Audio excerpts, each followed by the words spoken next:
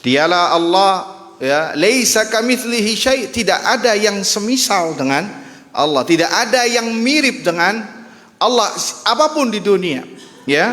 Wa huwas samiul basir, dan dialah Allah maha mendengar lagi maha mendengar lagi maha melihat. Ini ayat ini ayuhal ikhwah kaidah dalam memahami asma wa sifat, ya. Tatkala Allah menetapkan dan Rasulnya SAW sifat, maka kembalikan kepada ayat ini. Allah Azza wa Jal memiliki tangan, maka kita katakan laisa kamitslihi syai'. Allah tidak sama dengan makhluknya, sehingga ya tangannya Allah tidak sama dengan tangannya makhluknya. Lihat, ini kaidah kalau kita pahami. Lihat, laisa kamitslihi syai'un wa huwas samiul basir.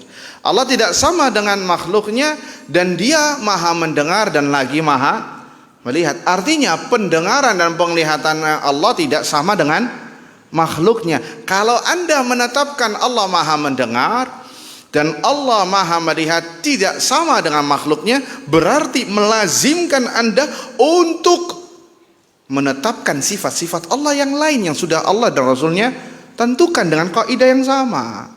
Kan ada kelompok yang lain, enggak, kita hanya netapin 10 aja, yang lainnya kita takwilkan. Kenapa? Karena kalau kita tetapkan berarti kita samakan Allah dengan makhluknya. Lah itu pemahaman ente saja.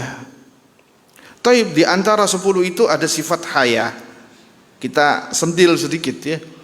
Sifat al-hayat, hidup. Kenapa antum sifatkan Allah sifat hidup? Karena Allah maha hidup, nggak mungkin Allah meninggal, nggak mungkin Allah mati, karena dia akan mengurusi makhluknya. Tapi manusia juga hidup, iya, tapi hidupnya Allah tidak sama dengan hidupnya makhluk. Nah, ini benar nih mereka.